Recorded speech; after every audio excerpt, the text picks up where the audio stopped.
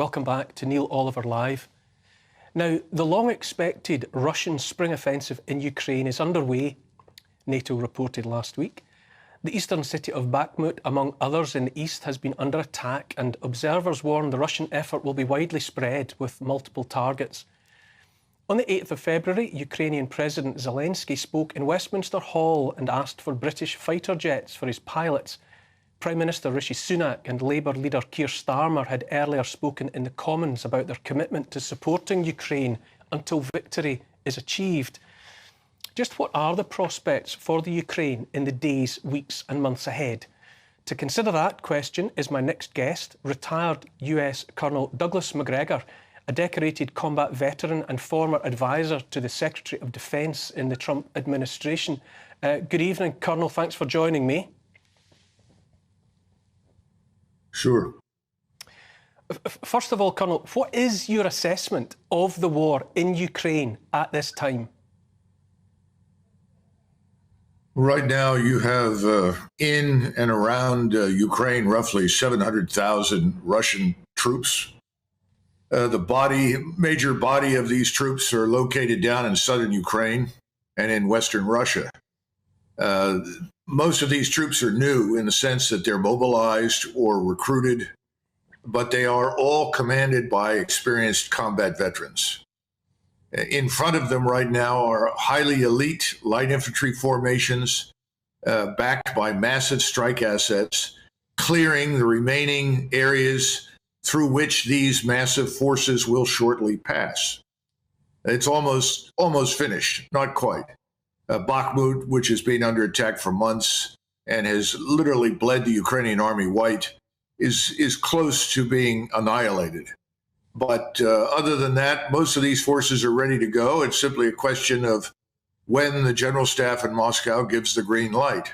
And by the way, their targets for their missile strikes have changed dramatically. They've stripped away virtually all the remaining air defense that the Ukrainians have. Now, there are voices out there all around calling for greater involvement in Ukraine by NATO countries, almost up to and including boots on the ground and so on. How do you react to that? Well, I think we're suffering from a narrative that was promulgated early through the media by this ruling class that you've been discussing with your guests. And the ruling class has tried to convince everyone that Russia is the evil empire that is striking helpless Ukraine. In reality, we spent the last 8 years building up a force in Ukraine whose entire purpose was to attack and destroy Russia, focusing mainly on eastern Ukraine and then Crimea. The Russians saw this threat metastasizing and realized it was only a matter of time until American theater ballistic missiles and short-range missiles showed up in eastern Ukraine. And so they intervened. They intervened with the goal of convincing us that we should negotiate and that the Ukrainians should back down. We would not negotiate. In fact, we prevented the Ukrainians from negotiating, and we have insisted on this long war. Russia had to make a decision. Would it cut its losses and get out, or would it finish the fight? It couldn't cut its losses and get out because there's an existential threat in eastern Ukraine to Russia. So they've decided to annihilate it. And this phase of the operation is designed to effectively secure all the territory east of the Dnieper River. I imagine subsequent phases will move west of the river. How far they go and what they do will depend entirely on whether or not we finally recognize that we cannot help Ukraine win. We are not going to win this fight. The Russians will. Greg, how do you, bear with me, Colonel, while I bring in Greg Swenson, who's here in the studio with me. How do you react to what the Colonel is saying there, Greg? Well, I think what the Colonel's saying is in contrast to what we're hearing in the media. And so I'm not sure whether to believe the media and, because the idea that was promulgated, as Colonel McGregor said, was that the Russians are the invaders here and Ukraine are just defending their country. But that's, we just don't know if this narrative that was developed by the media is true or not. There hasn't been any debate. And that's, I think, the biggest problem here is that the elites in both countries, in the U.S. and the U.K., decided right out of the gates that, this was the most important issue, and we must, and we saw Mitch McConnell say this last week, this is the most important crisis for America. Meanwhile, there are much bigger problems in America than this one, as far as Americans are concerned. So there's some really different arguments here. Colonel McGregor, I'm sure you're listening to that. Also, I mentioned in my introduction to you that Rishi Sunak, the British PM, and Keir Starmer, the opposition leader, have committed to staying with Ukraine until victory. And there's now going to be fighter jets supplied to Ukraine, long-range missiles. What are the implications for NATO if Britain keeps nudging closer and closer to what certainly sounds like war, direct war with Russia?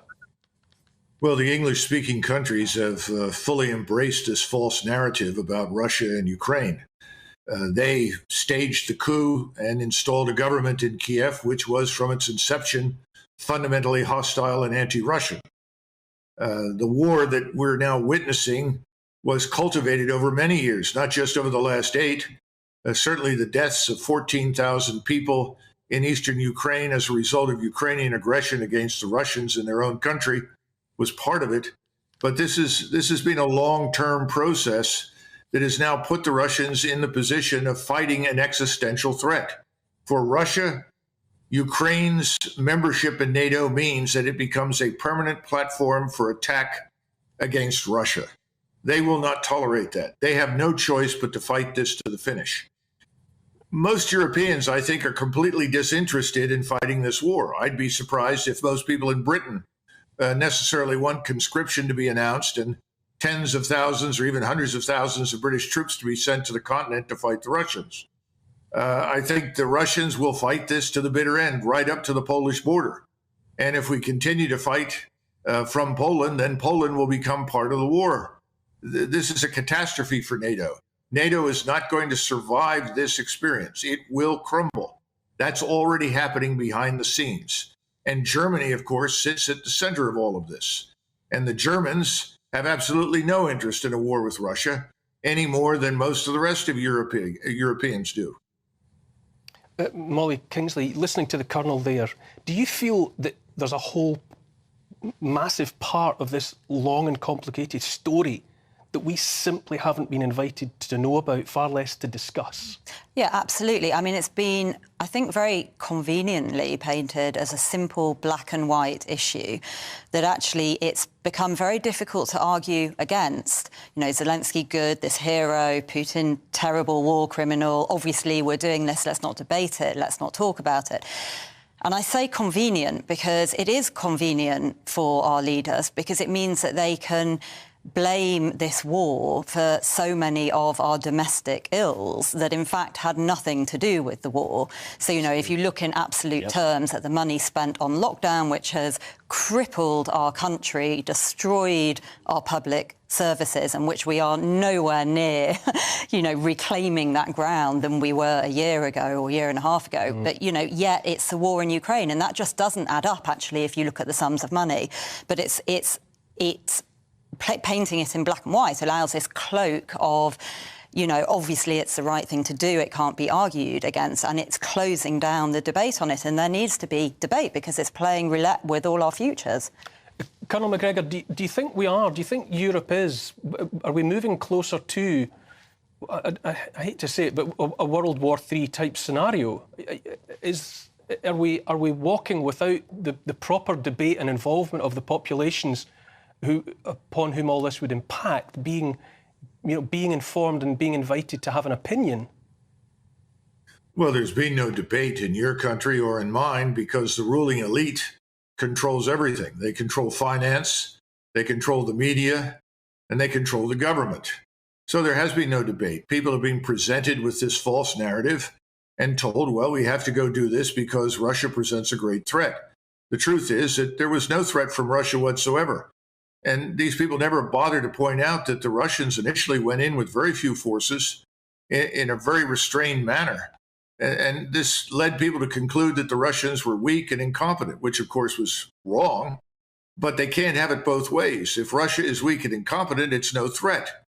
Now, today, that's being reversed dramatically, and suddenly Russia is regaining its former military power faster than anyone anticipated. And the Russian economy is in infinitely better shape than yours and most of Europe's economies.